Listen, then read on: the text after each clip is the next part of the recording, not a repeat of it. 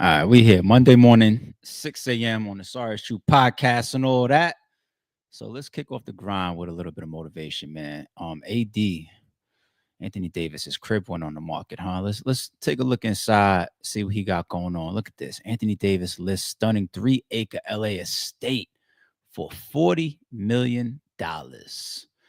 Look at this. Even the shot from the drone looks incredible. You could see through the front. No, actually, this would be the rear of the property, but look at the clear view straight into the master bedroom on that second floor there. That's a lot. Just think about being from the inside, looking out and just having that clear view out. Man, beautiful looking pool. Love the landscape. And look at the backdrop, the mountains, the view. Nice little fire pit, sunken in lounge area with the couches. Look at these trees and but that's a very nice layout, man. Beautiful backyard. Good photography on the pictures. Little tree, and there's probably a sunlight or sunroof above this, but you got a real tree dead center of the walk-in. That's beautiful. That is beautiful. To create something like that, just think you have to leave room in the foundation where you're still obviously getting down into the dirt. It's got to be built a certain way, even for maintenance and everything. It's beautiful. Nice looking kitchen. I hate the floor colors. I don't care about no brown checkered floor, but for 40 million, okay, all right. Nice little entertainment area. Looks like a wine cellar back here in the back. Bar, pool area. Modern looking pool table too. That's dope. Beautiful view out. Beautiful. Nice bathroom setup here. Nice. Yeah, look at the ceiling sunroof set up there. This is incredible. You would expect it, man. He's got a ring. Played for the Lakers all these years, right? One of the best big men. What are we gonna call him? A center or a power forward? Which one? One of the most skilled big men in NBA history. But he's putting his crib on the market. Is it because he just got traded? Doesn't need this one right here. I'm over here now, different state. But shout out to AD, man. Beautiful, beautiful. All right. Good morning once again. That is our Monday morning start motivation. It's your boy ARP. We back here. What do we got today? We got the Head Ice and Eazy the Block Captain back and forth over the canceled event due to the main event being canceled. Head Ice, he elected not to do the battle. We'll get into some of the details there. I got a new documentary that came out on Fat Joe. We'll play maybe half of it. We'll see. I got some Diddy news. He's pissed a lot of people off, including Cassie and some of his other alleged victims, along with their lawyers. So we'll see what they're talking about. I got a little baby on PlaqueBoyMax. Look like he ain't really want to be there, but there's a more interesting topic along with that, especially when it comes to streaming and some of the money involved with some of this stuff. I thought I had one for true crime here, or I do. Shout out to Checks and Balances. Very disgusting situation, but we're gonna see who you think is the most wrong, right? We'll get there when we get there. But yeah, let's kick it off. Eazy and Head Ice. So did y'all see yesterday's members only upload? I owed y'all a members only video. It was about that time. And I got into the Head Ice and Eazy the Block situation, but I did it in a way where I didn't have Head Ice's response yet. Okay. So I left a little bit of room there because God forbid Head Ice comes out one day and he says, yo, the person that called Eazy, I was in a critical family situation, family member or something, God forbid. You never know. So I left a little bit of room for that. I saw the conspiracy theory stuff about like other leagues. I never really thought that any of that was going on. Not with Head Ice involved, and I didn't see that. Like I thought that was just whatever. So I left that room open. And also on that members only video, I get into other examples where I've been in almost exactly the same situation. Some of y'all remember when Jag ducked out on Arsenal last minute to go sit down and rap for Lil Wayne, right? And just so happened that Jag ain't even the one that called me. A third party called me. Right? I didn't speak to him all this time, set up the battle for your holy grail battle that you've been dying for, Arsenal. You get it. And then because Lil Wayne is gonna have you rap in front of him for a second or two versus the guy that. But anyway, check out yesterday's stream. I gave another example too of when I did Big Cannon versus Ill Will, how that was originally Big Cannon versus Arsenal, and how Arsenal called me like a real nigga and told me, yo, this Ether event situation. That's I think the event that had Big K and conceded on it. That might have been like, was that the one with Disaster and Cassidy? I forget. But that billionaire that came in, made a call. Arsenal called me. We worked it out. Boom. Then I reversed that favor back. Hey man, it's my turn. You owe me one now, right? Want battle show off? I got you, G. One hand watch the other, and then we kept rocking for years and years, making money, you know. But very interesting members only video that I put up yesterday. All right, and I gave y'all some of my right off the bat opinions on Head Ice and Eazy. Here we are with new information because this one I'm gonna watch live with y'all for the first time. I just saw this in Checks and Balances like 15 minutes ago. I didn't even watch this yet. All right, so let's see. This is another Head Ice response video. All right. Y'all gotta understand, man, this is business, never personal. You know what I'm saying? A lot of y'all out there just talking and running your mouth. You know what I'm saying? Let me give you something to ponder on, though. If I didn't do what I did on them DVDs, a lot of y'all wouldn't even have a job right now. It wouldn't be no bloggers. It wouldn't be people inspired to be battle rap. You know what I'm saying? At the end of the day, I've been doing this since '08. I'm giving back to the culture. You think I'm worrying about being in battles and all that like that? Nah, I'm trying to make sure I leave my mark. I already left my mark. I'm stamped in this game, man.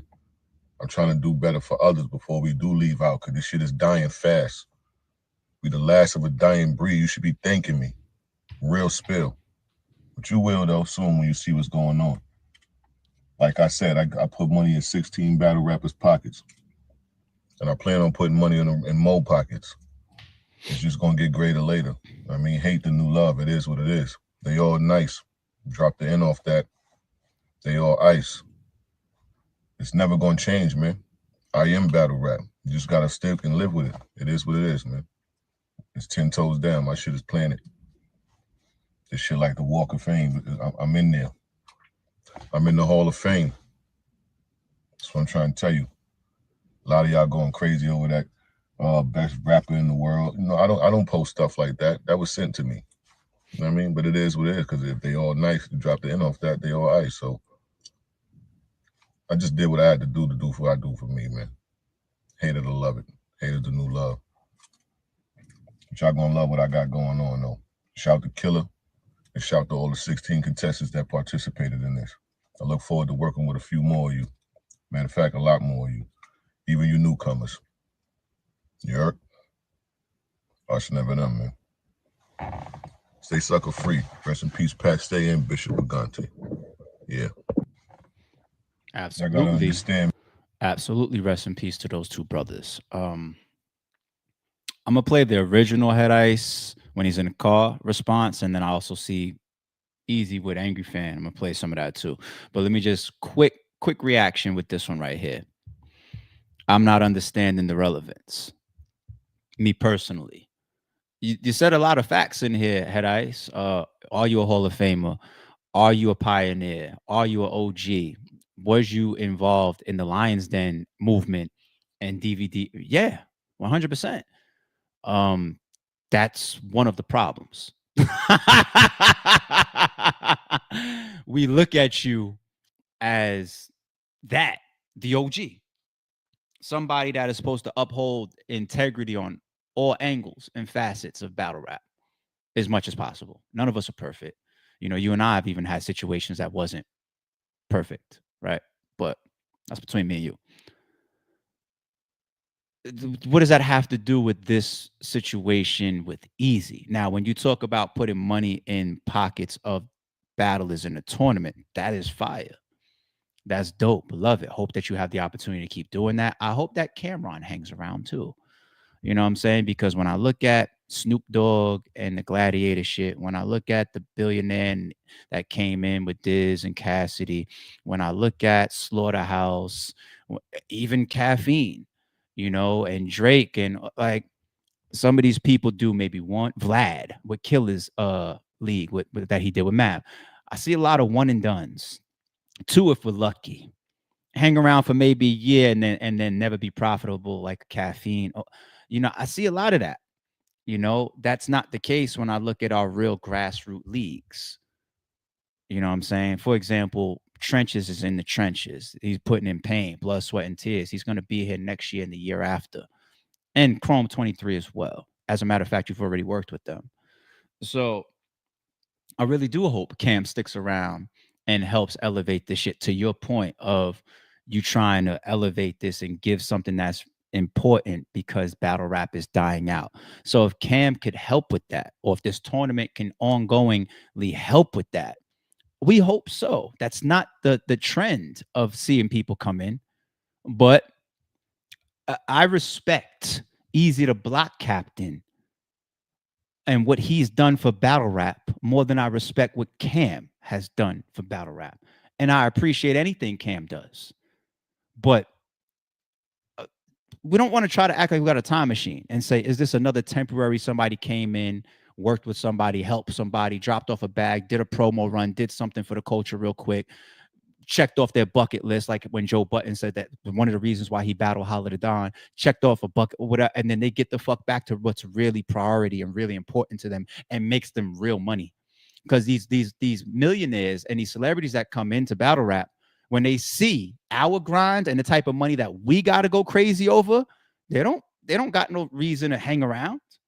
That's us, blood, sweat, and tears. Us, Ice. So Eazy the Block Captain is gonna go to hell and back to make $5,000 from an event or from a battle. He's taking losses. He just took one this past weekend. Cam ain't gonna do that. You think Cam is gonna go through what Eazy just went through, where an event goes left, takes an L, lose thousands of dollars, and then he'll be here again next month? Or be shooting 3 battles on a basketball court still? No. And Cam's like, I'm right back to it is what it is. This tour, this album. If y'all want to do verses again, shit like that. Horsepower. Like, I got more, but yeah, Ice. This is not a question about your Hall of Fame, your legendary, or DVDs, or areas of the game that you've helped. It's not about that. You know what I'm saying? Like, that's a little bit of deflection and to a degree spin. Ice, I'm keeping 1,000 with you, my nigga. A real nigga's supposed to be able to keep it real with a real nigga, right? I'm just keeping it real. That's a little spinach. You know what I'm saying? Like, why did you eat my food? And then I say, do you know that I pay the bills in this motherfucker? It's like, all right, but that was my food. Like,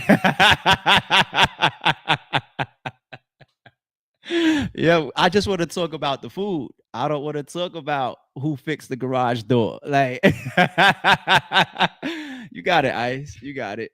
Let's go on to the first response, though. And this is, once again, all jokes aside, this is why in yesterday's members only video, that's another reason why Ice didn't respond yet when I did that video. I was just like, you never know if he pop up with something critical. So I seen this with Jag, didn't even call me. A manager calls me, yo, something else, and dog gave my homework type shit. I heard I've been there 10 years worth of this shit.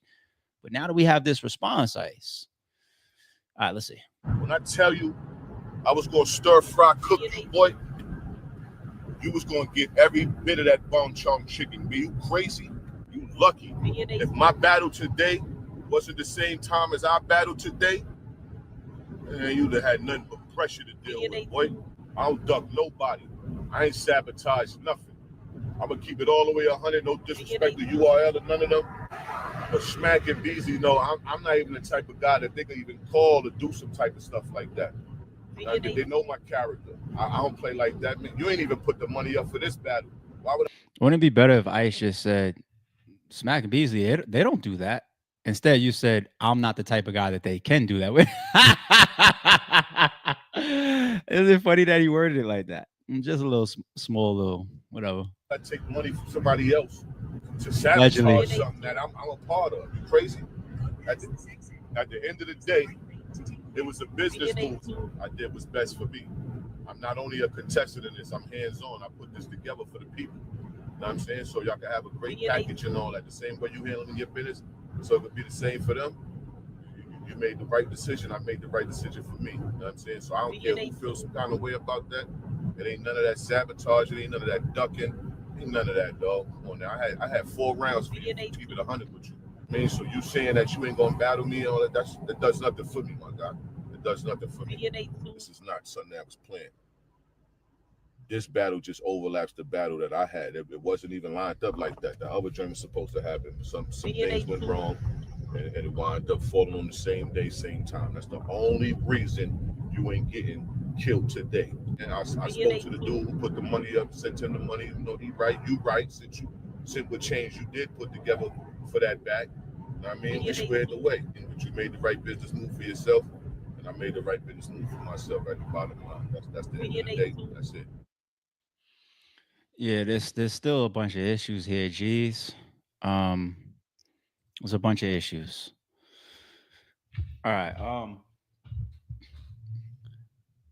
So if people do the conspiracy theory thing, then that changes the core of what we're supposed to be focused on. I don't want to go do the conspiracy theory of was ICE really prepared, And then he says, "Well, I have 4 rounds." Like, was ICE in town? Like, I don't want to do none of that, right? Because that's when things start to get spun, people deflect. And I'm not saying ICE. This is when the conversation goes in the wrong directions. Let's focus on the facts of what ICE said and the fact that there was a promoted battle that we were waiting for. And for the people that don't have members only that seen it, I spoke about that where I did my Saturday morning stream, right? And when I was getting off the stream, I was like, "Oh yeah, by the way, everybody, we'll be back later on. I'm gonna go live again post battle." I think easy talking about on Jay Black, the battle is gonna happen like 11:30. Who want the over under bet that shit gonna go on like 9:30? But it's all good. I'm gonna have my glass of wine. We here, and then I'm gonna do a reaction right as soon as the battle. I'm a support. I'm buying the pay per view.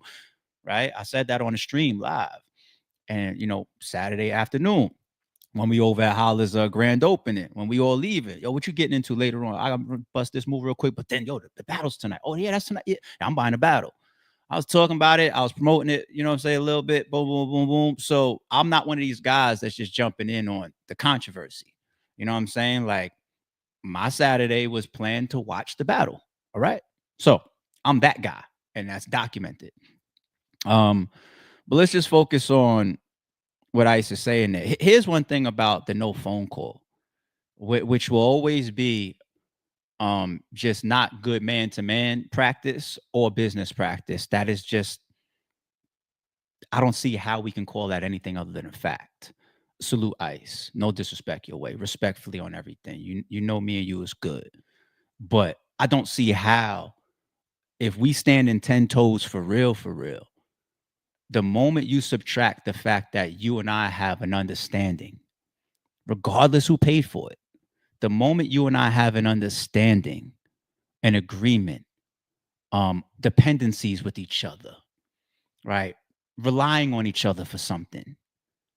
If there's no communication at the time of something going left, that will always be flimsy. Fuck the conspiracy theories, right? Doesn't matter. It's the fact of being able to get in communication with somebody that is depending on you for something. That's man shit. And then when you add in business, it's doubled. Okay. Jag was a bitch nigga in that moment. I'm not calling him a bitch. I'm past it.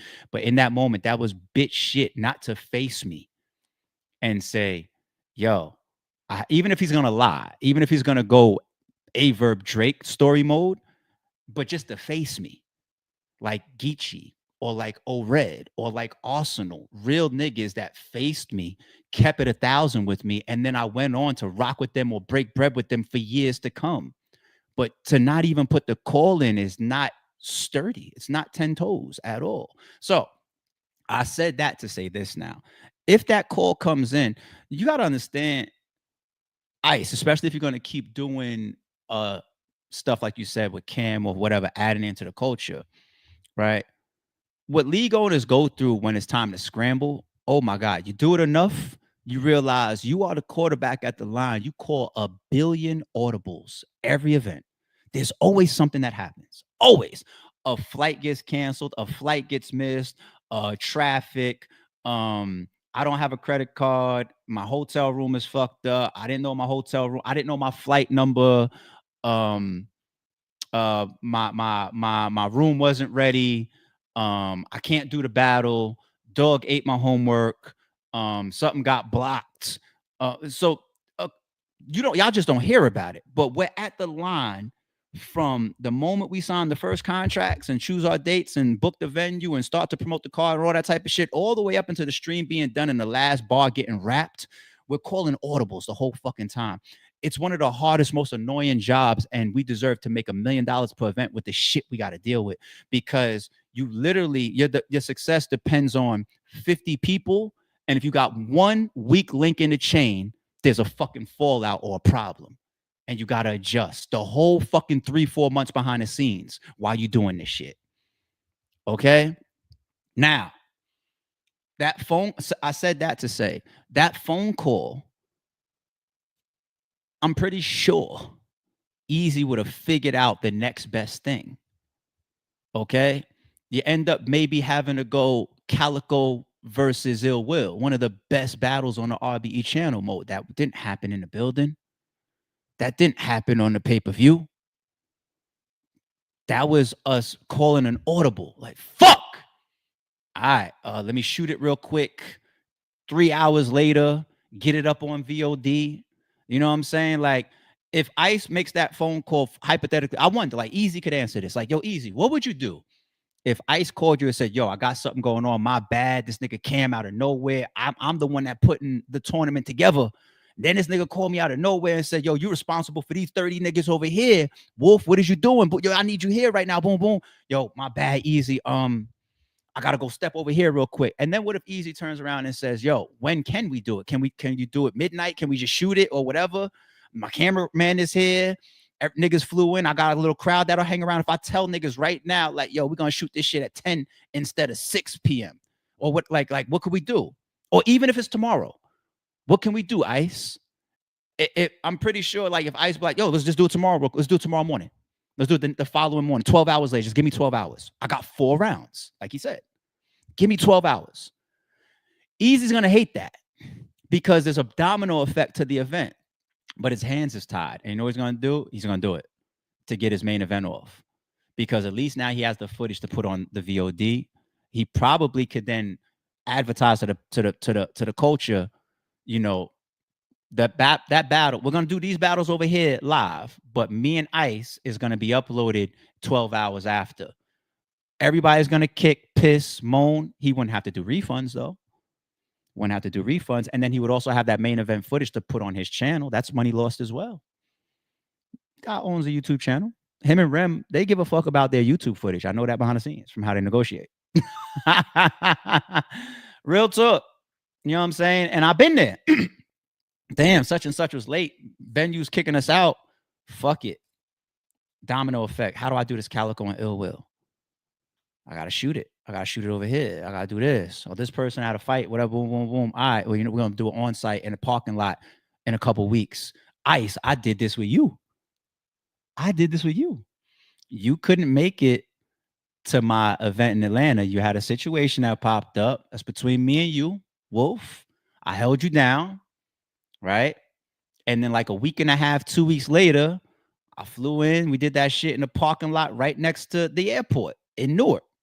You versus Rosenberg Raw. And the same thing, something came up with Old Red.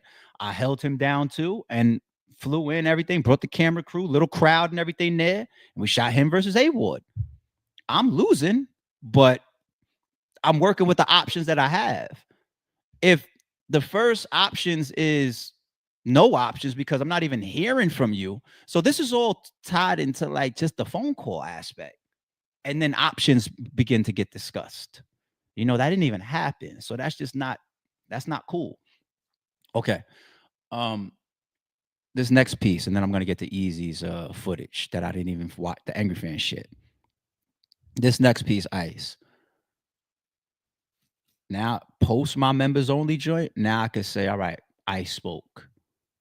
And you say clearly multiple times, my nigga, business decision best for me. Now, one thing that's just not healthy for us to preach to these youngins, preach to these battle rappers, preach to these young men and these young women coming up and watching business being conducted, any of that. One thing that's just not good for us to do is to give them two routes that you went down. One, which is the you said I was your C option. So all right, cool. Go find your A and B. That's a ball.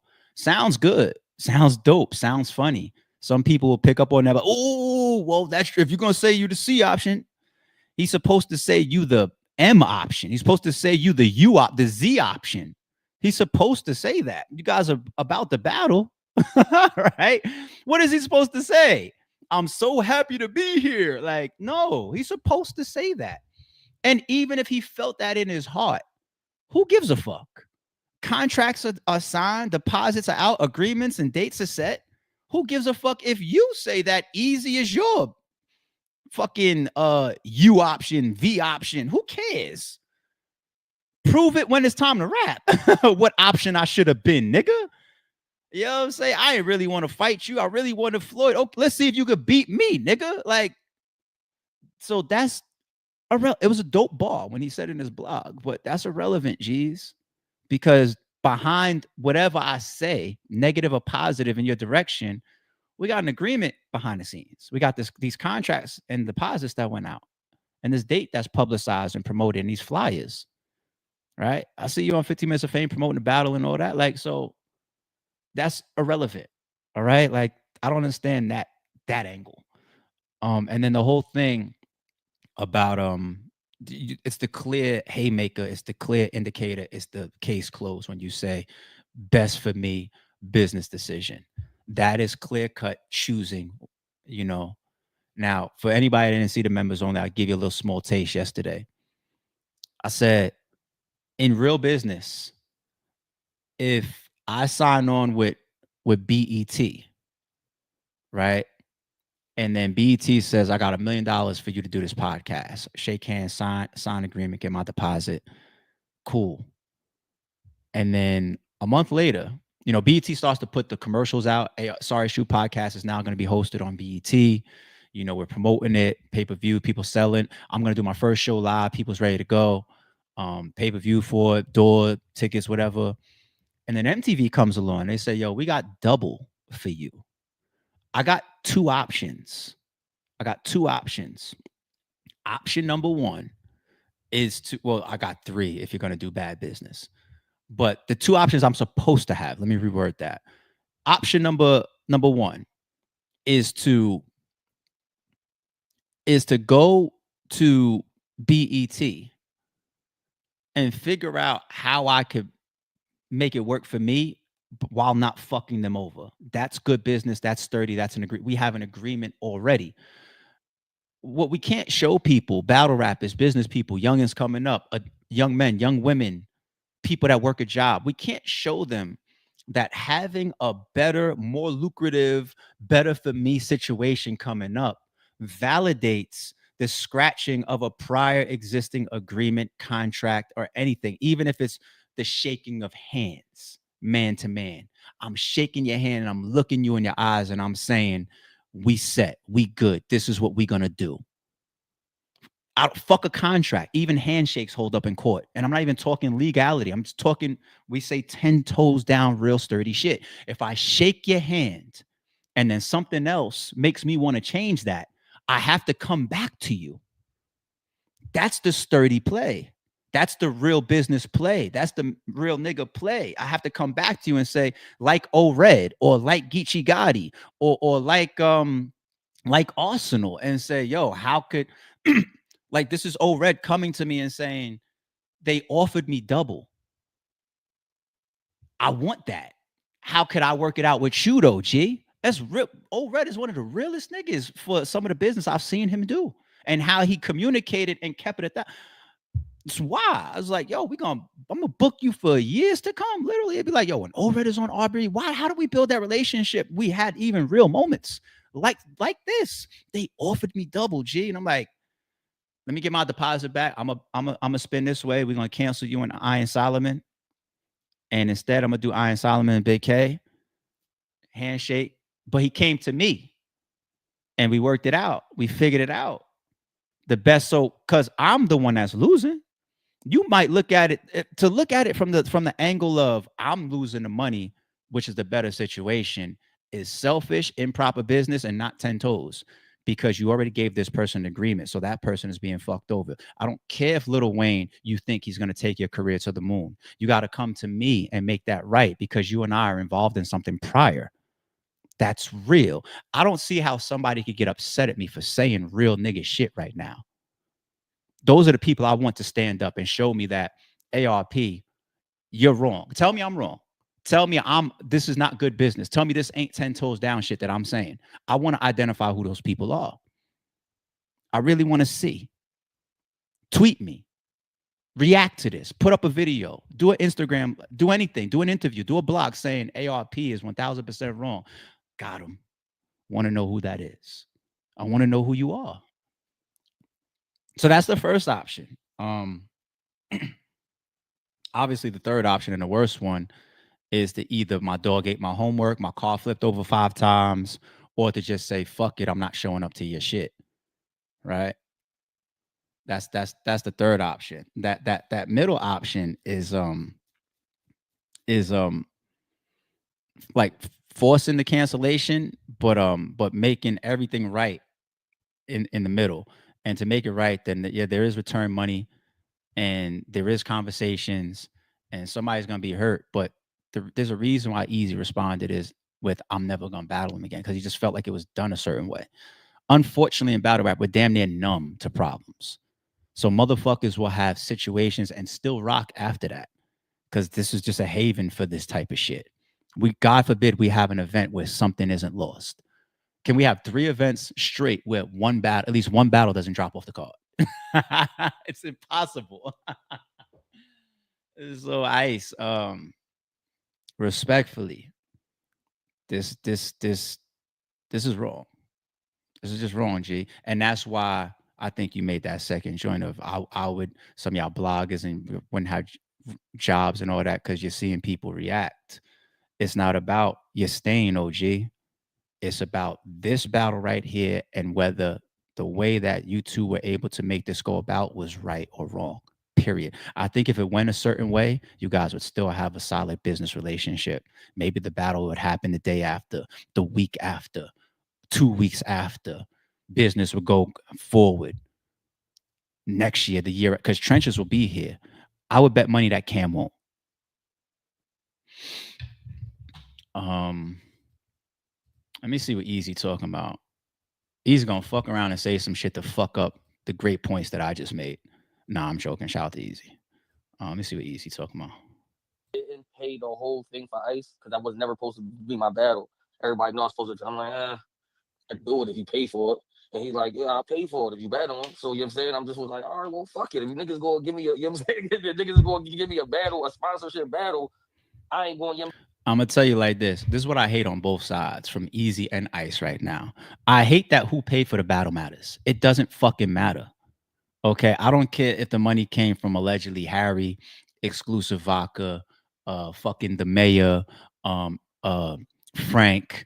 I don't care if it came from. It doesn't matter. You know how many King of the Dot battles were paid for by a third party, but it's a King of the Dot battle, uploaded on their channel, hosted by them, promoted by them.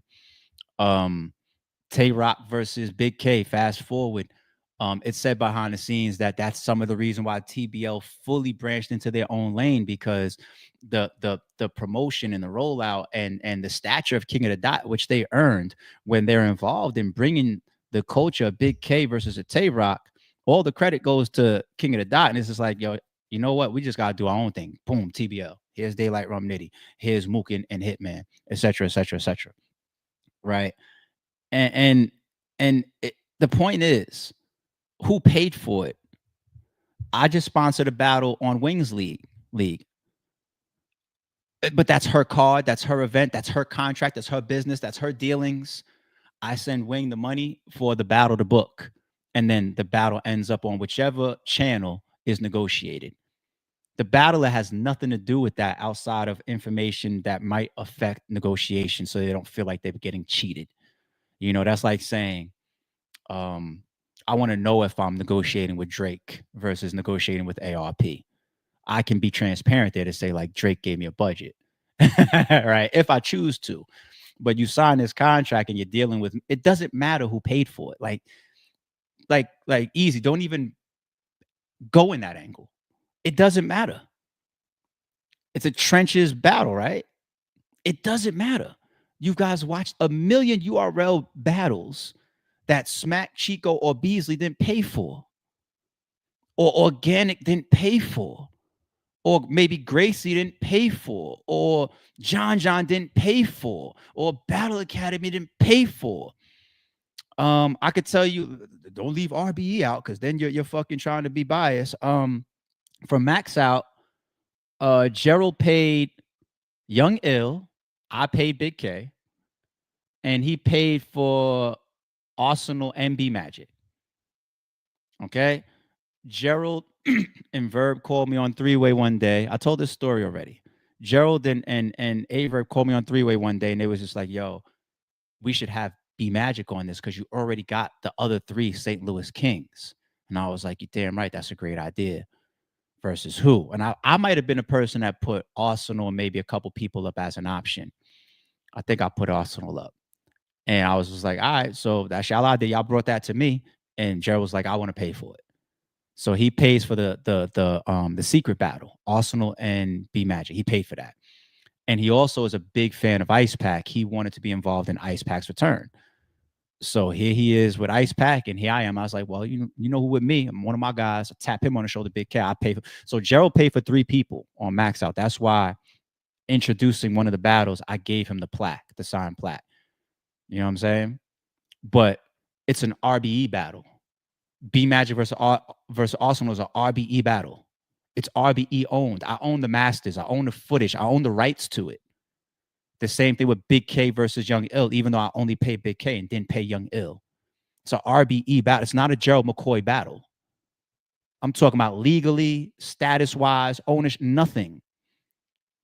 But it's so much love and respect and appreciation for somebody coming in and wanting to be involved in seeing something or making something happen. But it doesn't matter when it comes to the agreements. Because the moment Gerald tells me, yo, how can I get Young Ill on Max Out? And then I say, well, I'm going to bring Big K. You pay Young Ill then, and I'm going to pay Big K. Cool. Who sends Young Ill the contract? Gerald McCoy? No. Me. I send the contract. I have the conversation. I do all the coordination with Young Ill. This is the time. This is the play. This is the opponent. This is how it did to roll out the trailers and all it is, the flyers. Boom, boom, boom. I take on the responsibility now. All Gerald is responsible for doing is tell me, hey, ARP, did he sign the contract? And I say yes. And then he sends the PayPal to Young Ill. Gerald McCoy has no responsibility to, even if that battle doesn't happen. Nobody blames Gerald McCoy. You know what I'm saying? Like, who paid for it? Why are we having this? I'm frustrated. I don't want to play no more of that video. Why are we having a conversation about who paid for it? Every fucking league has battles. That's the mayor might come in and pay for a whole event. Who the fuck cares? The agreement and the contract and the time and that's the handshake. Huh? Even the amounts. It don't matter. Let me take this one off the table too. I'm getting the fuck off of this topic. Somebody gonna fuck around and think like I'm trying to offend them or not. And I'm not. I'm just being real. Can I have the space to be real, or is I'm ruffling somebody's feathers by being real? I want to know whose feathers ruffle right now. Here's the last thing I want to take off the table. The amount of money when it comes to 10 tones down and being sturdy, good business, or just man-to-man shit does not matter. It does not matter. We will see battlers over the years say shit like that. I've seen it a bunch of times. We will see it again. Shit, it was only $500. Jag pulled that, right? It was only a $500 deposit. It was only $1,000. That little bit of change. Why are you exposing yourself? But what? How does that matter? You negotiate. I've never in my life, I've seen a lot, I've heard a lot. I've never in my life heard of a rap battle that was set up and locked in with a gun to somebody's head. I've never heard of that. Matter of fact, 99.9% of the battles that I've heard about from my league or any other league, you're not even face to face when you have the agreement or the contract. It's all done digital through email and all this type of shit. Emailed you the contract, sign it. No guns. So the moment we have this negotiation that says you versus Arsenal, I'm gonna pay you $2,500, $3,000. I'm gonna send you a $500 deposit. Yes, bet. Let's go. I can't wait. As a matter of fact, I'm already calling a bunch of other battle rappers and rapping my rounds to them because I'm that giddy over battling Arsenal. Let's go. Let's go. Let's go. Let's go. Let's go. And then the moment you get an opportunity on a podcast to sit in front of Lil Wayne and you think that he's gonna take your career to the next level, you go. Then you don't call me. Somebody else calls me after you're on my phone every fucking day. Yo, wait till you hear this shit, blood. Like every day you're calling me. You know what I'm saying? But now you can't face me now. You can't face the music now. Now you can't. Now I'm getting an email, a text message from a third party all of a sudden. And then when I call you, voicemail not picking up. Okay, this is funny. This is different. Okay. Then when it comes out, I don't fuck with this guy. He dubbed the battle. He didn't show up. I don't know what's going on. He went and sat on the Lil Wayne couch. You know what I'm saying? Then the response is that little bit of money. I bet you spent it. You damn sure agreed to it. I have the signed fucking contract. What does the amount of money matter? It's a cop out. It's a pure cop out and excuse. And dare I say, some of these niggas, a lot of these niggas, sign the contract because for them, it's the money that is cool or that they accept or that is good for them. I can't call Loaded Lux and say, you guys' logic and common sense is stupid. You guys say some of the stupidest shit in the public, and you'd be surprised how much I bite my tongue on this internet. Say some of the stupidest fake shit. I can't call Loaded Lux and be like, yo, listen, I want you to battle B Dot. I'm gonna give you a $500 deposit and a $3,000 back end. I can't call him with that. I know that as a league owner. And even if I try, Loaded Lux is going to say no. If you want me to battle anybody, not just the deposit, but the full back end, we have to have a way different conversation. As a matter of fact, I don't want to talk to you no more, ARP, because you don't understand where I am financially in this game. If you ever have an offer again, go ahead and call my sister Tiff Lux. I'd rather her be the one to hear from you. You're offering $3,000, $3,500. Why would I call Jag and say we got Arsenal for $3,000? Because that is his pay range. The fuck is wrong with y'all? That's his pay range. I'm calling him with his pay range. I've even had a bunch of people, I've taken you out of your pay range. So if you've made no more than $5,000 with me for the last 5 years, A-Verb, and I call you with Murder Mook and I double you and say, I got 10 now. I'm taking you out of your RBE pay range. You know what I'm saying? I'm calling Jack, or he's calling me, or we're negotiating things that is what he is expected to be paid. You never were 10, 20, 30, 40, $50,000 nigga. So then when you fuck up, or when you do some fuck shit, or you can't make the music, or you're not facing music, you're not even man enough to call me and work it out so you can figure out how I could go sit on the Lil Wayne couch and do this Arsenal, but you're not even smart enough or real enough to do that, right?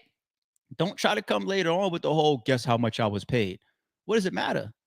If anything, for anybody that's smart, you're just telling them that you're willing to accept your Arsenal battle for a $500 deposit. And then we got to start looking in your background and saying the guy that has his Holy Grail battle takes a $500 deposit. That's your Holy Grail, Arsenal.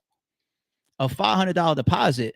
Damn, it's not easy to now believe that you own this West Indian Jamaican restaurant or 5 cars or 5 cribs or that Louis shirt and that jewelry is real and you got the $1 million gospel record deal and you got this streaming situation that's about to be fought. Now we can't really believe that. We can't. We already did, the smart people, but I'm gonna leave it like this. when you're in my shoes, you start out thinking that because of the way that these guys rap, that they're geniuses because of the artistry.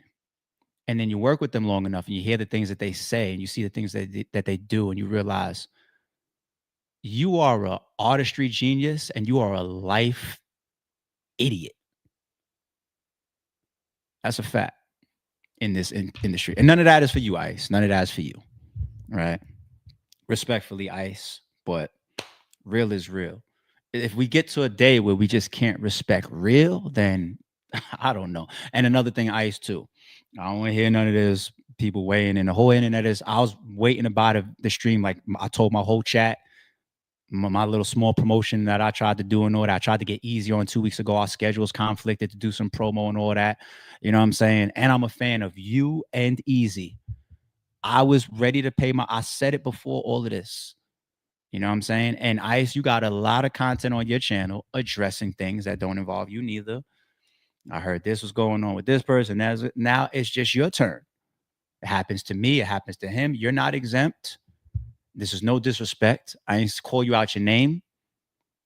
And if what I'm saying is wrong, I want to understand. We got even had a conversation. I love to have a privately or public. It don't matter, Ice. But this is all coming from a place of people looking at you and saying, OG, we just don't expect this from certain people. And we all make mistakes, but if we do make the mistake, then let's try to correct them. What else y'all want me to say, B? And I'm being reserved still. Out of respect. Fat Joe. I gotta get off this topic, man. I gotta get off it. Fat Joe. Another documentary of some cap shit popped up, man. Joe is not good, man. The reason why we're not playing this whole video, though, this came out like 3-4 days ago. As a matter of fact, you know how we rock over here. Let me scroll down, give a like to the video, show some support. This is from Moxie Approved. This video came out 2 days ago. It's 48,000 views. We're over the cap stories, the robbing of the 70 kids in my gym class and all that. Like, all right, we know that. We know what Joe is on. You know what I'm saying? But like I told y'all initially when we started looking at it, like, wait a minute, Joe, what's up? What I take more issue with really is allegedly lying about anything that's serious or involves deceased people or stuff like that. Then it's just like, that's when it's not about you and Jada having this little funny shtick in the show. It's like, oh no, you have a real personal problem, allegedly. But anyway. In the history of hip-hop, one of the biggest artists to emerge from the Hispanic community, without a doubt, got to be Fat Joe. From his early days of running with Big L and digging in the crates, to introducing the world to one of the greatest lyricists of all time, Big Pun, to Grammys and other awards. What happens when one feels their own accomplishments aren't enough, and they become prone to embellishing truths, to flat out being accused of making up stories? Where he's out there talking, and you let us liar talk. You know what a liar's gonna do. See, Fat Joe get a lot of slack, bro. Hey, Fat Joe, can you tell us a story? So this one time I'm in the Bronx. Here lies the tales of the rapper Fat Joe, who has placed himself on Mount Rushmore of rappers with the most questionable stories, classic stories. He would wake up and be like, pass me the book. He would have a whole song. He would write it in his sleep. Lazy stories. By the way, I was born in the hospital in the Bronx when Larry Davis shot them cops right across the street. I had all this since I was in kindergarten, bro. I'm telling you. And scary stories that seem like they came straight from a sleep, kid. I'm probably the only rapper from New York that had physical beef with the West Coast. Right, there's a true story. My babysitters made up the, let me hear you say, ho. These are the not. Whoa, I never heard that one.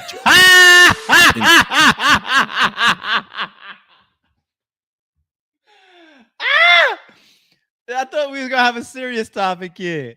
Yo, I never heard that one, son. My babysitters is the ones that made up. Let me hear you say, oh, word.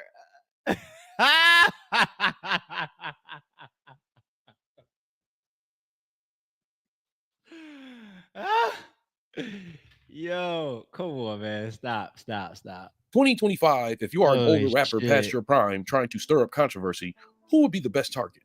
That's easy. Why not characters? I don't need nobody in TS trying to beat me up, man. That be the problem with the world sometimes, man. Placing blame in the wrong places. Nobody from TS see me in the mall or in the club or something or out don't bump into me and beat me up. Okay? Please leave me alone. Don't come to me. Go to your mans and tell them to stop this shit. Don't fucking go be mad at the people that see this clear bullshit about the babysitter making up. Let me hear you say, hola, hola. What? So all them throwback fucking Busy Bee and Kumo D battle rap and house party days, his babysitter made that shit up. Like, don't beat me up. Go to your mans, V. Wow. Bigger than life that are not here to say, You lie! You lie! of course, Tupac and Biggie. I was really, really offended how Tupac and everybody was like really disrespecting New York. Before we go too far in this video, please do me one small favor and apply pressure to that subscribe button. Yes, apply pressure to that subscribe button. Similar to Snoop Dogg, sometimes it can be hard to denote whether these Tupac stories are authentic. Being, of course, Tupac is no longer here. Fat Joe would do exactly that by once implying he pretty much is one of the reasons Tupac was kept safe in jail. Tupac's in jail in New York, upstate, like an hour. So the Spanish guys and Puerto Ricans start trying to put pressure on Tupac. And they, yo, you got beef for Fat Joe, puppy. Yo, it's this. And it was really strong where he was at. And he gets on the phone and he says, yo, I don't got a problem with you. Like, this ain't got nothing to do with you, this and this and that. But these Spanish niggas, they think I got a problem with you. They putting crazy pressure on me, So I had to send a kite and let all the Latinos know, and they're like, yo, I ain't got no beef with Tupac like that. I just said that, he's cool. Then they wound up, being allies.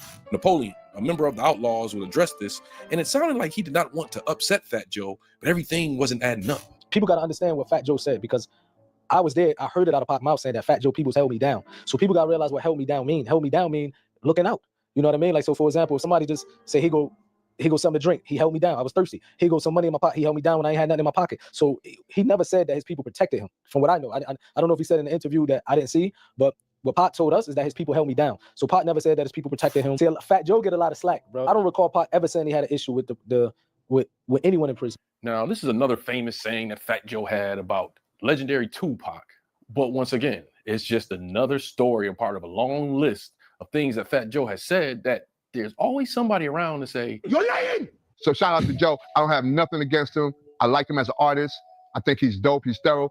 But I have to disagree with something that he's been saying on podcasts about Pac calling him about some Puerto Ricans putting pressure on him in Clinton. Tupac's cousin would come out and be more precise, stating this was far from the case. The reason why I'm questioning that is because I know how the Puerto Ricans roll in prison. But as far as Tupac being in prison and having to call Joe to keep the Puerto Ricans off his back because they think that he got beef with Joe in the street or some, I don't know about that. A lot of people who run the prisons in the New York State penal system are people that we know. Of course, the stories don't stop there. This would definitely be a question that people had to ask, is how did Thug, Bone, and Harmony do a song with Tupac? Because Tupac didn't like people using that word thug. I mean, yeah, it was some words said about Pac on the box before about who is these dudes claiming thugs and all that. You know what I'm saying? You know how he was, a little hot-headed and then, but once we all seen each other and face-to-face with it, it got squashed real quick.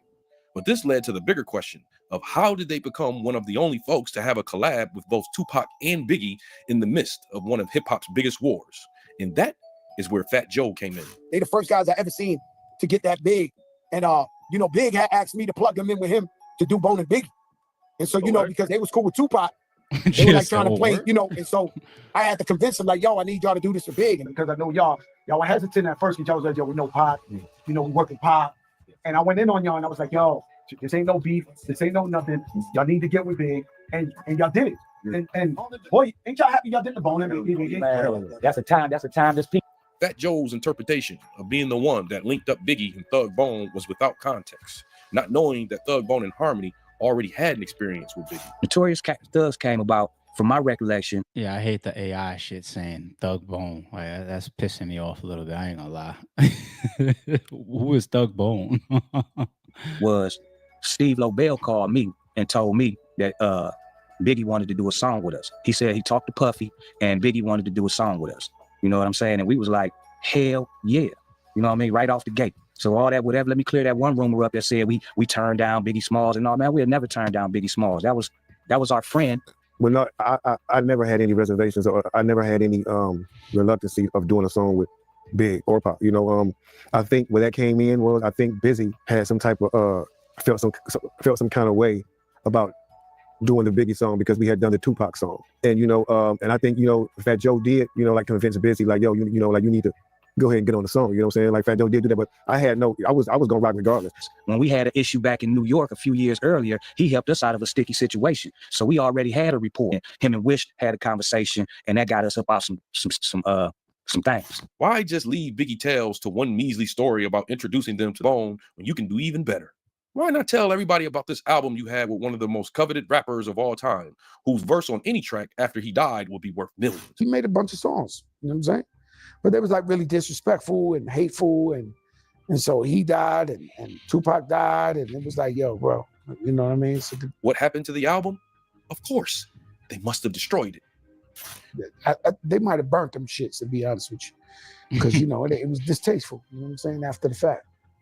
And how many songs did you guys do? I don't know, but a couple, not maybe 8 songs, 10 songs, you know, like that. Now, I know a lot of you have heard about this story between some mysterious Fat Joe and Biggie album.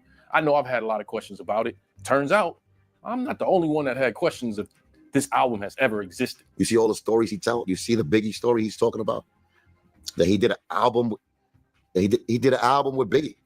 Yeah, that he did an album with Biggie. That's straight lie. Cuban Links would have an interesting theory on why Fat Joe would lie about an entire Biggie album. The FBA. He wants to put himself with the elites. He wants to be a tether. Isn't that what they say? The FBA says a tether. He wants to latch on to the legacy of Biggie now. He wants to latch on to the Biggie legacy. So they trying to change the narrative. They're not from New York. Right. So they telling a whole nother story. This was whoopity doop wop. This, that, yo, bro. This moment right here that I'm talking about, it really marks the true downfall of Fat Joe, because this is when people really started to pay attention. When Fat Joe went on this rant about how hip hop was created 50-50 between Latinos and blacks. My babysitters made up the, let me hear you say, ho, it's 2 girls, twins, used to babysit. This would lead to one of the most divisive conversations of last year. Is that you a guest in hip hop? Something that I think Fat Joe even be forgetting sometimes, and that's why niggas be trying to remind him. I don't always agree with everything that Tariq and the Sheep say, but situations like this, I understand. But part of the biggest blunder on Fat Joe's side, when he went on Math Hoffa's podcast and made a huge mistake of basically saying, all you niggas is broke. We got a fucking Looney Tune, like your man Lord Jamal was a fucking Looney Tune. Mm-hmm. He's a loony bit. What I'm trying to tell you is that this opinion comes from a tribe. Right. It comes from a group of people that hate everybody but them.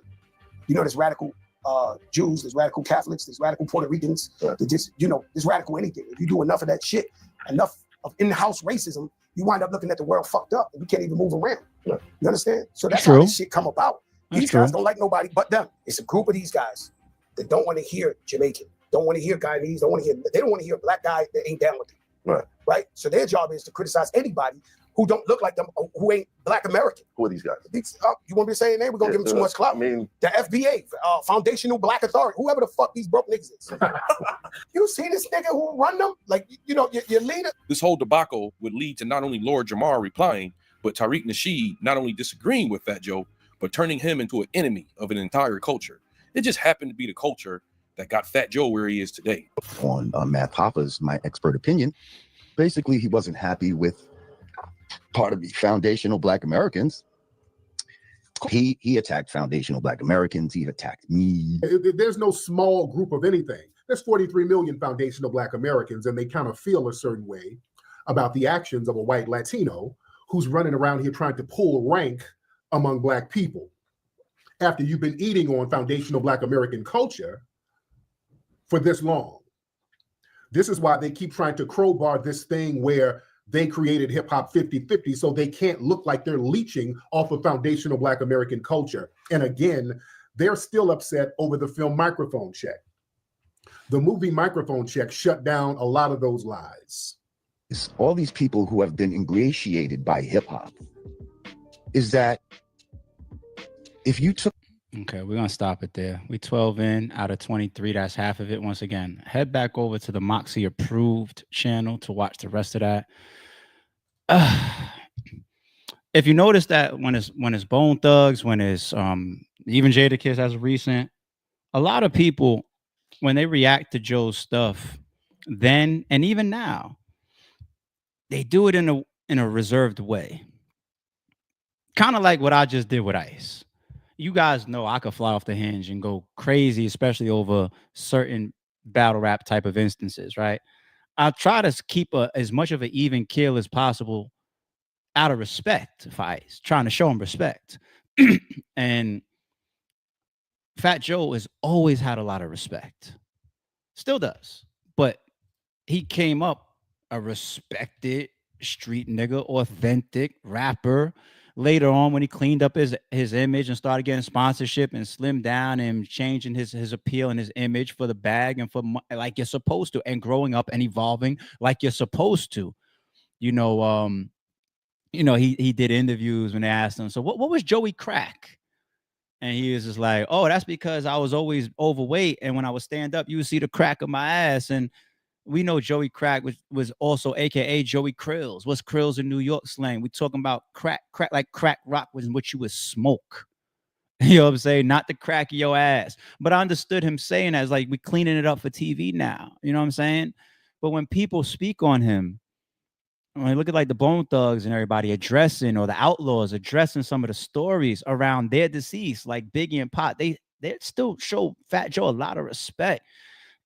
Fast forward, you get to today, and you saw last week when we brought up that Trick Daddy responding to him, to Fat Joe example. Look at Trick Daddy. That respect is something that Fat Joe is starting to lose amongst his peers and within the industry, and not just the big turning point of how a lot of people felt to him, which was this big thing that happened on Math Hoffa's podcast.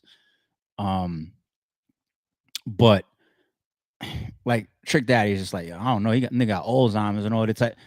It's getting to the point where now people will affect your legacy. They will clown you. They will disrespect your name. They will talk to you sideways. They will call you out because it's just getting too far. It's doing too much. At a point now where it's just like, yo, Jada, you need to step in.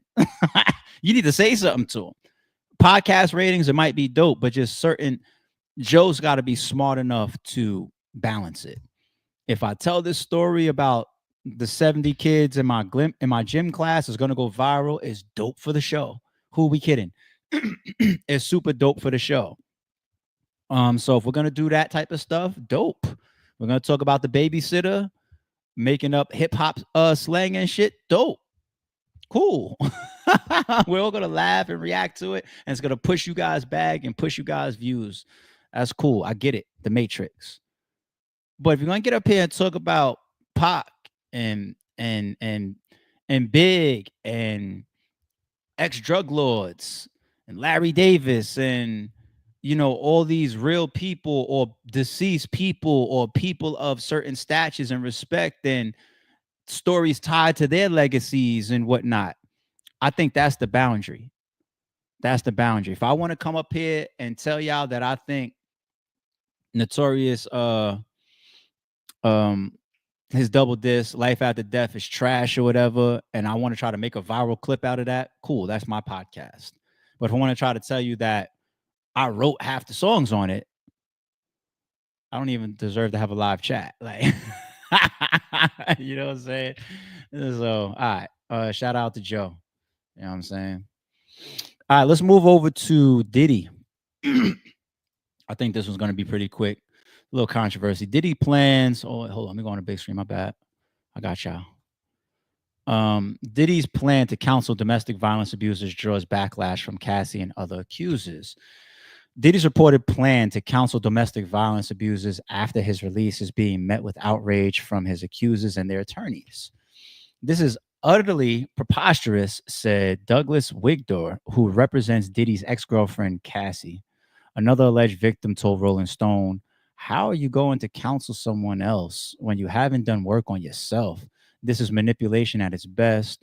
A third accuser added, "It's mockery of the system. He needs intensive therapy." The backlash comes after Diddy's lawyer, Alexandra, Shapiro told Business Insider, the music mogul wants to work with programs that help prevent domestic violence. All right. What is this, people? This is Diddy's lawyers at play. Does Diddy want to come home from jail and start sitting down with a bunch of domestic abuse victims? No, he doesn't.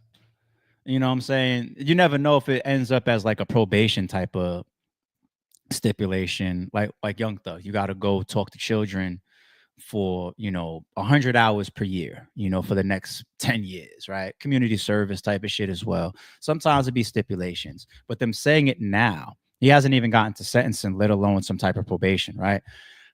So his lawyers telling these publications this type of stuff now. Why are they doing that? So it is a form of manipulation of what they're accusing, like Cassie's lawyer coming out and other people speaking to Rolling Stone. It is a form of manipulation, but manipulation in the sense of his lawyers trying to do everything they can leading to sentencing. We spoke about some of this type of stuff prior. The good behavior, the enrolling in certain programs, the outreach, community service, saying I want to mentor ex-abused domestic victims. It's all tactically being done to lead up to his fucking sentencing. You just keep trying to show that he's better for the community as a free man than he is as an incarcerated big time celebrity. Okay. It's no deeper than that. Okay. So manipulation, or you could reword the word manipulation and just say they're playing their cards.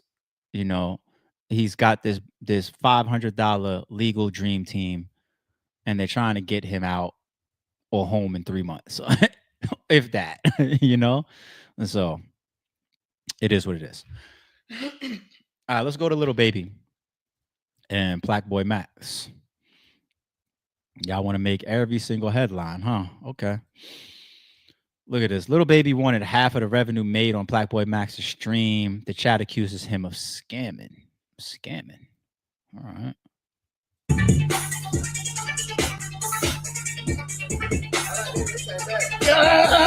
Talk to me, nigga.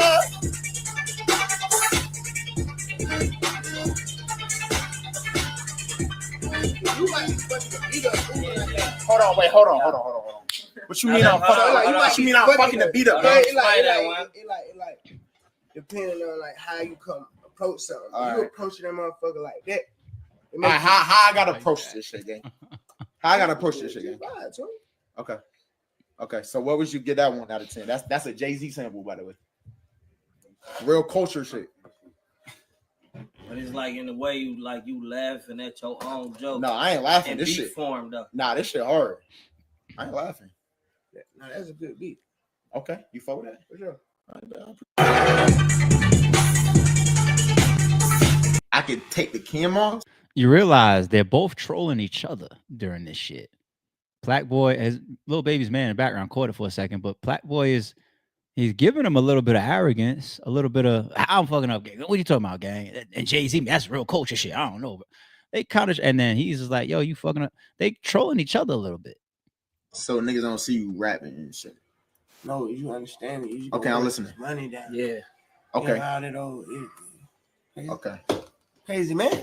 So you gotta put money down. Wait, explain to me. I'm trying to understand what you're saying. You understand everything else I've been talking about the whole day. Okay, so you saying niggas gotta break bread with the stream for you to rap? Nah, you gonna bust the screen down. Wait, today we split. Okay, so we split the stream revenue. The for the revenue for the day. That's for you to rap. Yeah. Not for me to rap. We doing that anyway. I'm already on here. Oh, type. So, you just saying split the shit out.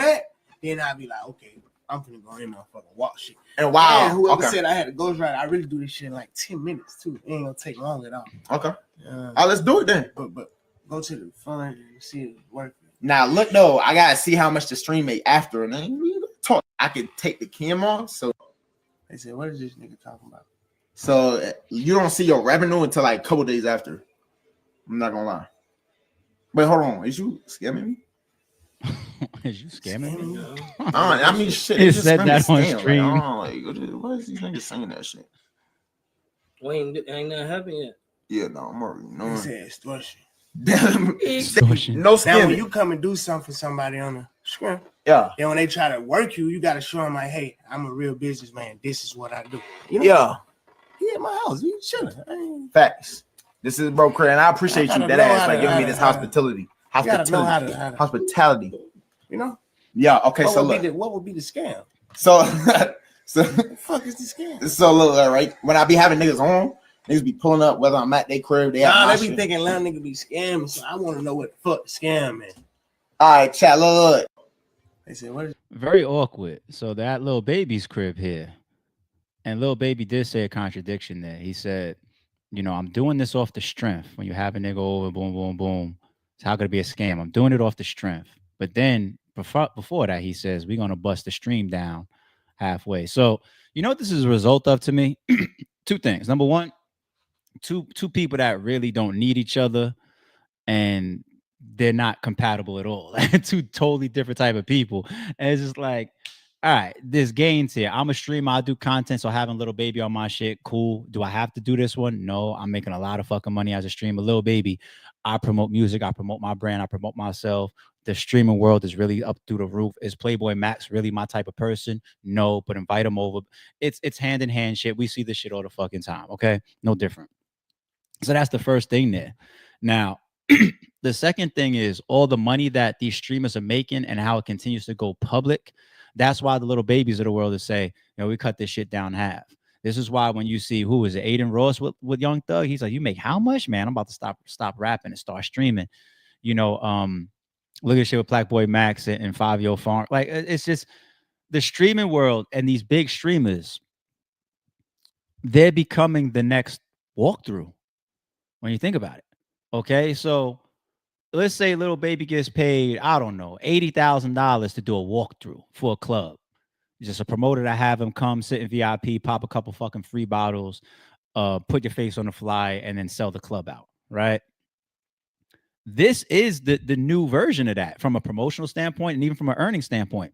If I look at this one day revenue from this stream and this shit makes $100,000 for you, and I'm here and I'm the big draw, I'm looking at it like I'm Little Baby, and I just walk away. And no, there's a lot of money at play. We keep talking about it, just keeps going public. So I looked it up in the background of what Playboy Max makes. And it said recently, it says Playboy Max recently revealed that FaZe Clan collectively made over $2 million in a subathon event during 1 month. So when you look at Aiden Ross putting some of these numbers out, some of the stuff that comes out about Kai Cenat, a Playboy Max, and it's like, wait a minute, this is why Young Thug's like, shit, I'm about to quit rapping. Because if I'm hearing this stats coming out that, oh shit, wait, this stream that I just did with you, you walked away with $100,000. If I gotta go sit in a club in a VIP section for 3 hours, which is a job tonight, you're making more than me. The fuck is going? No, we split this shit down half. You know what I'm saying? Just so it happens that y'all two is just two totally different acting people. And so, and Lil Baby, you know, people think he's stupid. He's not. And even if you thought he was stupid when he first came in, he damn sure learned enough business being in the game by now. And then you start to see stuff like this. Look, fans theorize that Lil Baby wanted his friend Jay Rich to engineer a part of the song so he could get royalties when the song gets released. Look at this shit. Focus up on them part. What'd you say? Turn my focus up. All right, I got you. Why, Jay Rich, why you ain't doing it? Nah, he is doing it. Why You can do keep it. doing it, nigga? He Man, I'm doing it. Turn my focus up on them part. What'd you say? I'm gonna play it one more time. Watch the reaction of PlaqueBoyMax. He said, first of all, Lil Baby says, Jay Rich, why you not doing it? I think the fans is right by catching this moment. Jay Rich, why you not doing it? PlaqueBoyMax damn near tried to stop him and say, no, he is doing it. And then when Lil Baby said, no, he's not doing it, Jay Rich do it. You see PlaqueBoyMax do the woosah. He goes, he didn't want Jay Rich to do this shit right now. Replay it one more time. Turn my focus up. All right, I got you. Why, Jay Rich, why you ain't doing it? Nah, he is doing it. Why You can do keep it. doing it, nigga? He Man, I'm doing it. Turn my focus up on it.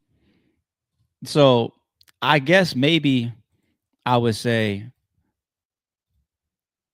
there's room to say PlaqueBoyMax wasn't lining this up for him to catch all the royalties and engineer this song, right? I could say that, but I damn sure believe that Lil Baby bust that move right there on purpose. Call him stupid if you want.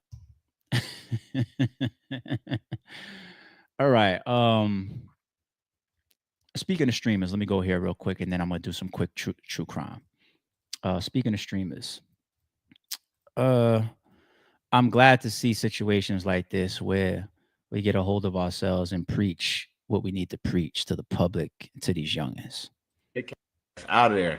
What you mean free him? Free him. For what? Old people and got caught. He did? Yeah. I thought he just went to jail for doing the run. What you think he was running for? He slimed out an old person. Keep him in there. Oh. What if that was your grandparent? I didn't know the context. Hey, listen, black folk, we gotta do better, chat. This ain't just you. This is our community.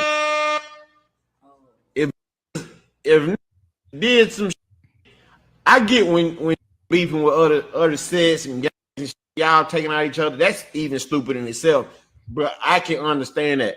When y'all go knock off who work at the gas station or old people or kids or somebody who's send their ass under the jail. Take out of there. What you mean free him? Yeah, what was her? I don't want to say any bad words about her. I don't, all due respect, but use your mind, shorty. Like, why would you say, "Oh, I thought he was in jail for going on a run"? Well, you go on the run because you did something. So you don't even know what that is then, and you just say free him. It's very cliche. Is very, very indicative of our community, our culture. We just automatically inherit this mind state that none of us are supposed to be in jail, and that's just not true. It's not fucking true. We grow up like that. The DC sniper was black, right? Y'all want him out? No, let him sit. No, but you can't wish jail on nobody. Who taught that rule? Who taught that rule? If somebody did some egregious, nasty, disgusting shit and they can't get street justice, then if there's any other justice that comes, I'll take it.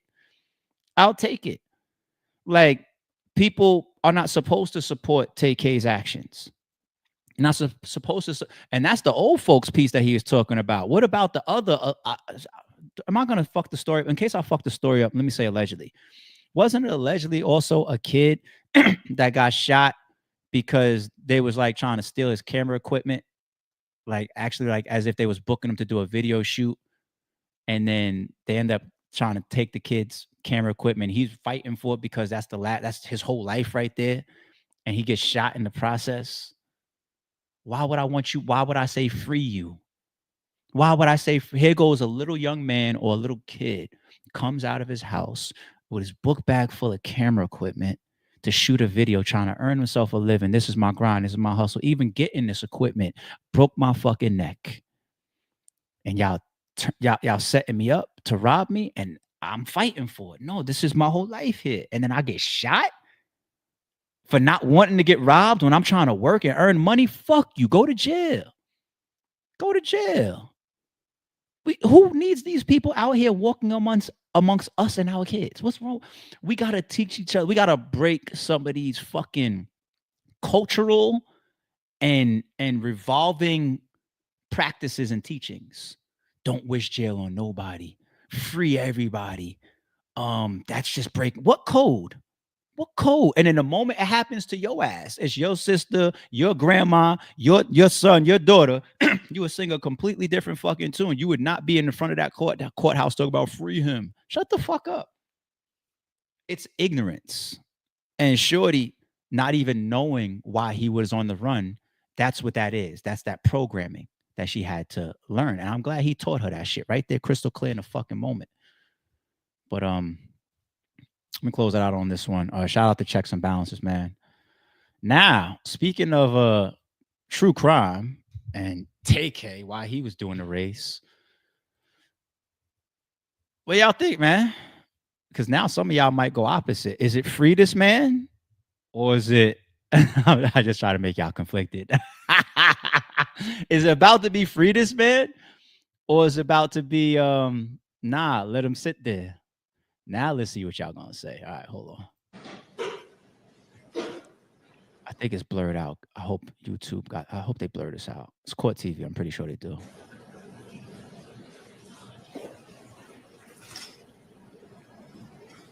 Good. All right, they didn't show it. Good. Because I would have had to cut that shit later. Second hit.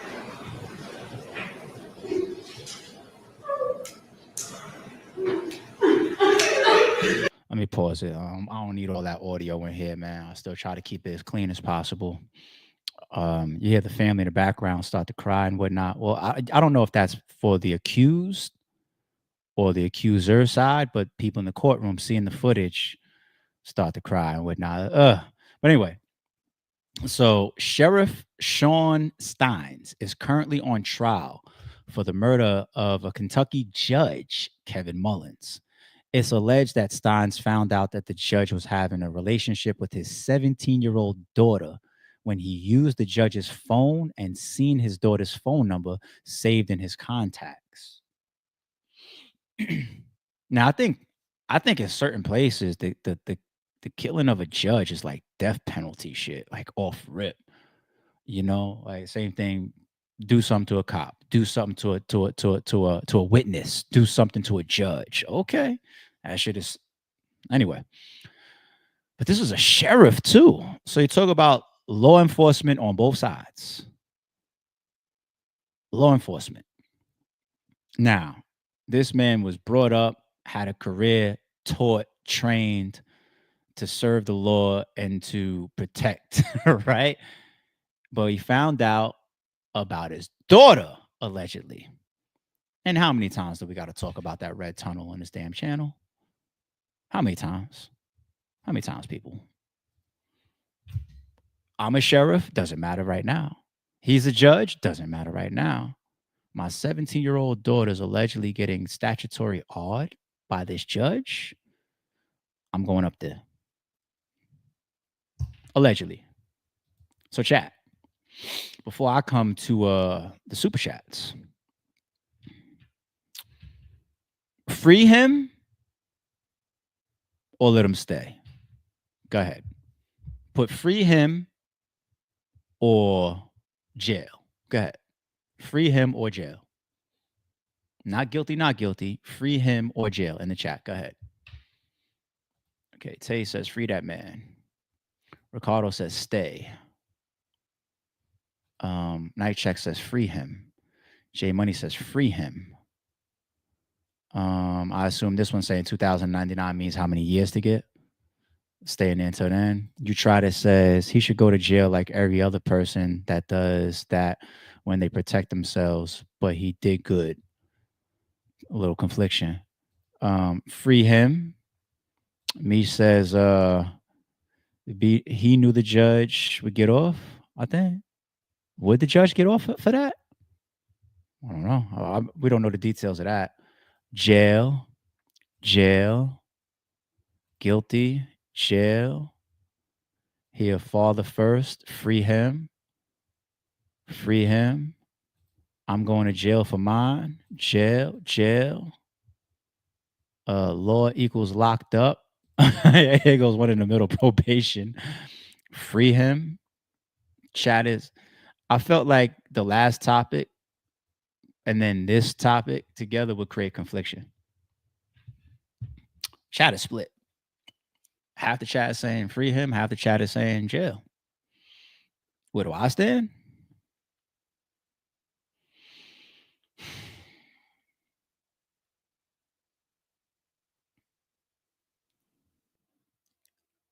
I might do the same thing that he did, but I know that I deserve jail for my actions. Does that make sense? I'm going to leave it like that, B.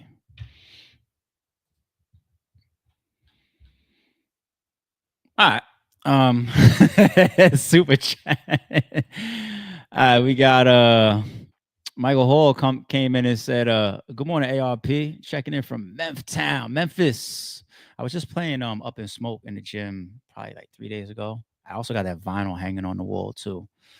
One of my favorite 3-6 Mafia albums. Shout out to Memphis and all that. I tweeted when I was listening to the album, I tweeted the last two verses on Who Run It are the best two verses on the track. Was that Gangsta? It wasn't LeChat. That was Gangsta Boo that comes on that track. Crazy. She comes on that track so crazy. But anyway, she might got the best verse on the shit. You know how it's like always legendary for a shorty from Crime Mob to come on Nuck If You Buck? It's like, yo, she outshines all the men. That might be the case on the classic, epic, timeless Who Run It. Memphis, let me know. Nikita says, like button is free. Push it, please. Listen to that woman. Thank you, Nikita. Appreciate you. Miss Abby, what time was this? Oh, this is 5:58. Everything I read so far was before the stream started at 6 a.m. So this is 5:58. Miss Abby dropped off 5 gifts for y'all just as the stream was starting. Say thank you to that young woman. Thank you, Miss Abby. We appreciate you. We got Cap here says, ARP, it was a virtual battle he ducked Eazy for. I'm not condoning that lie. I am not Boo-Boo the fool. Yeah, that was the head ice and the Eazy topic. Whether you caught our stream or the video upload that's members only yesterday or my reaction to that stuff today, I hope I said things that people interpreted. I don't, even if you disagree, I still want to know who you are if you disagree. But even for the people that disagree, I just want people to tell me if it is what ARP said real. I don't fuck with it. I'm almost okay if somebody says that's some real shit you said, but I disagree. I don't really make too much sense, but I could almost accept that.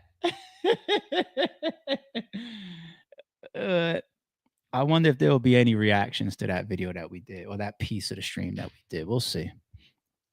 Virtual battle. I mean, and once again, once we start going into those lanes, we create different arguments that we get off of the focus, the center of this agreement.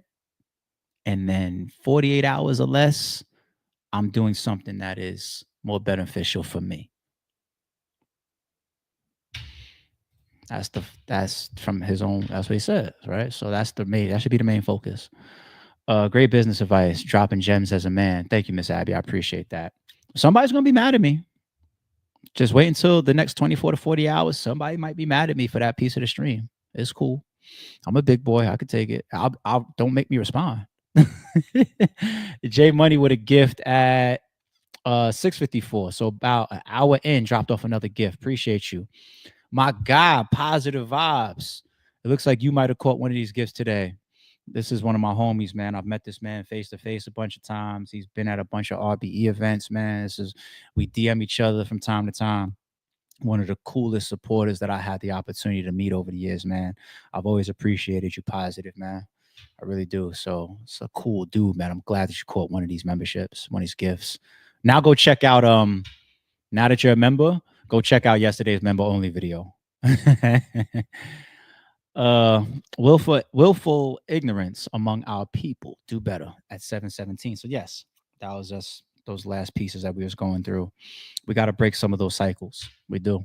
All those teachings and those mentalities that are happening in our community. Hallie says, let's get 150. Feeling generous. Man, that'd be dope, man. Shout out to my member here, Halliburton. Green team and all that. Thank you for the super G.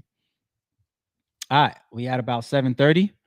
Happy Monday. We kicking this week off. Everybody's on the grind, including myself. Let's go get to work. Let's earn.